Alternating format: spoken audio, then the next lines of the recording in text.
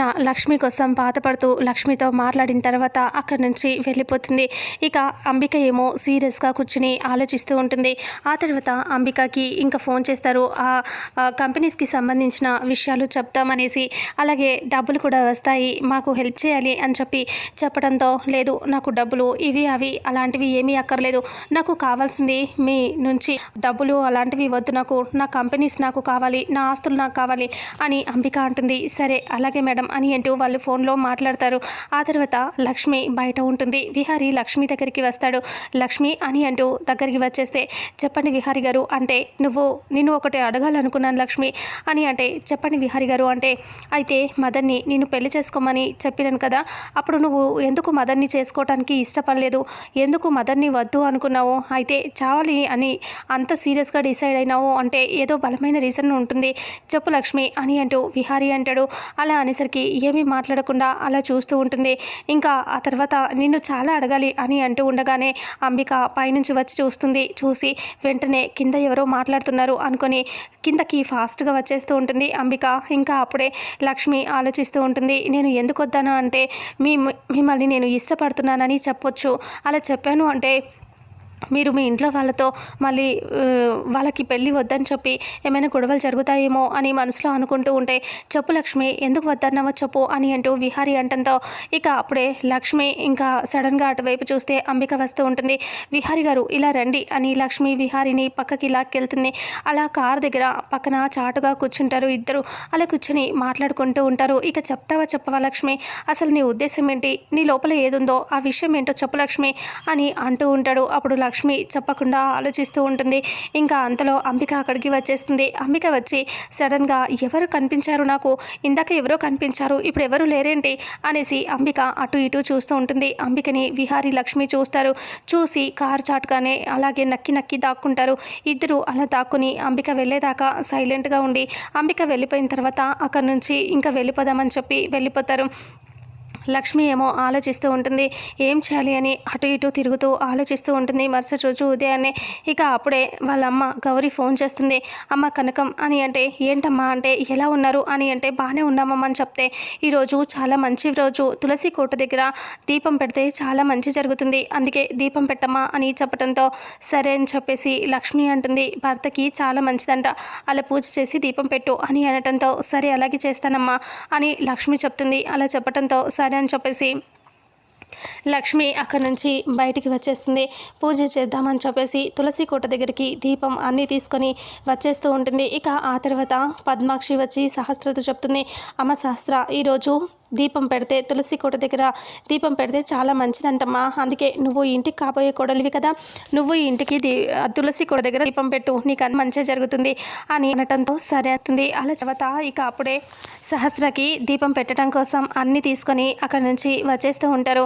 ఇంకా విహారీ అలా బయట లాన్లో నించుని అలా ఫోన్ చూసుకుంటూ అలా ఉంటాడు. ఇక లక్ష్మి వచ్చి అప్పటికి తులసి కోట దగ్గర దీపం పెట్టి పూజ చేసి దండం పెట్టుకుంటూ ఉంటుంది. ఇక వెనక నుంచి సహస్ర, పద్మాక్షి, అంబిక వాళ్ళు అందరూ వచ్చేస్తూ ఉంటారు. వాళ్ళు వస్తూ ఉంటే ఇంకా అక్కడ మదన్ పని చేసుకుంటూ ఉంటాడు. మదన్ వాళ్ళందరినీ చూస్తాడు కానీ అక్కడే వర్క్ చేసుకుంటూ కూర్చొని ఉంటాడు, వాళ్ళతో పాటు బయటికి రాడు. ఇక అంతలో పద్మాక్షి, సహస్ర వాళ్ళు బయటికి వచ్చేసరికి అక్కడ లక్ష్మి దీపం పెట్టి దండం పెట్టుకుంటూ ఉండటం చూసి ఇంకా సహస్ర చాలా కోపంగా దగ్గరికి వచ్చి, ఏయ్ లక్ష్మి ఏం చేస్తున్నావే నువ్వు అని గట్టిగా అరుస్తుంది.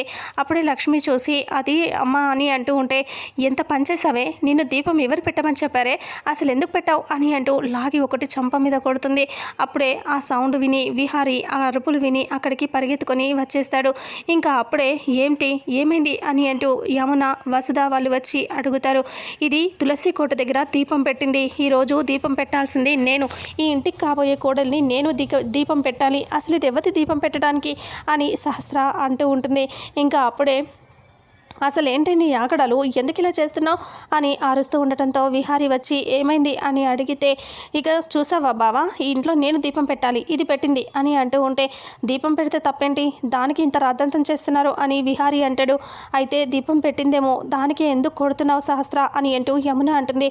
ఇక కొట్టక ముద్దు పెట్టుకోవాలా, ఎందుకు కొట్టద్దు, అసలు నేను చేయాల్సినవన్నీ ఇది చేసేస్తుంది, నాకు ఒళ్ళు మండిపోతుంది అని అంటూ ఉంటే పద్మాక్షి అంటుంది, దానికి మొగుడు ఉన్నాడు కదా, దానికి అత్తారిల్లు ఏదో ఉండుంటుంది, అక్కడ పెట్టుకోవాలి, ఇది ఇక్కడ ఎందుకు పెడుతుంది అని పద్మాక్షి అంటుంది. అంబిక ఇలా అంటుంది, ఆల్రెడీ తాళి మెడలో ఉంది, మొగుడి అంటే గౌరవం ఉంది, ఆ మొగుడు ఇల్లు ఎక్కడుందో అక్కడ వెళ్ళి దండం పెట్టుకోవచ్చు, పొర్లు దండాలు పెట్టుకోవచ్చు, ఏమైనా చేసుకోవచ్చు, ఇక్కడ ఎందుకు పెట్టాలి అని అంబిక అంటుంది. ఇక అప్పుడే వస్తా బాధపడుతూ, అమ్మ లక్ష్మి, నువ్వు ఈ ఇంటి కోడలివి, అయినా సరే నీకు అర్హత దక్కలేకపోతుందమ్మా అని బాధపడుతూ చూస్తూ ఉంటుంది. ఇక సహస్ర అంటుంది, ఎందుకు ఇలా చేస్తున్నావు, ప్రతిదానికి నాకు మధ్యలో అడ్డుపడుతున్నావేంటే అని సహస్ర కోపంగా అరుస్తూ ఉంటుంది. విహారీ అంటాడు, ఏంటి తను దీపం పెడితే తప్పేముంది, తను కూడా ఈ ఇంటి మనిషే కదా అని అంటాడు.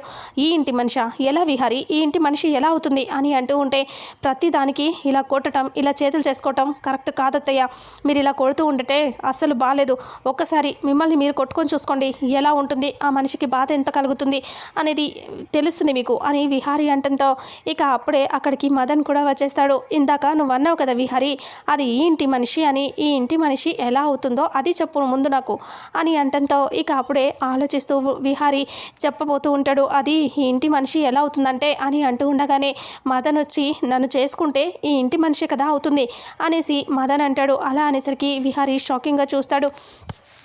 ఈ ఇంటి మనిషే అవుతుంది, నాతో లక్ష్మిని పెళ్లి చేయడం కోసం అందరూ ఒప్పుకున్నారు, అన్ని ఏర్పాట్లు చేస్తారు, కానీ లక్ష్మి దీపం పెడితే మాత్రం నచ్చదా మీకు, ఎందుకు ఇలా చేస్తున్నారు, అదేదో అంటారు కదా మిమ్మల్ని చూస్తుంటే శాడిజం చూపిస్తున్నారు ఆమె మీద అనేసి ఇలా చెప్తూ ఉంటాడు. ఇంకా అయినా తనని మీరు ఇలా నరక యాతన చూపించడం నాకేం నచ్చట్లేదు, మీరు మొత్తం చాలా డేంజర్గా ఉన్నారు మీరు అనేసి మదన్ తిట్టేస్తాడు. ఇంకా లక్ష్మిని ఎప్పుడు ఏమీ అనొద్దు అనేసి ఇంకా అక్కడ నుంచి అందరూ వెళ్ళిపోతారు. విహారీ అక్కడ నుంచి బయటికి వచ్చి బాధగా నిలబడి ఆలోచిస్తూ ఉంటాడు. లక్ష్మి గురించి చెప్పేసేయాలి ఇంట్లో వాళ్ళకి అని అనుకుంటూ ఉంటాడు.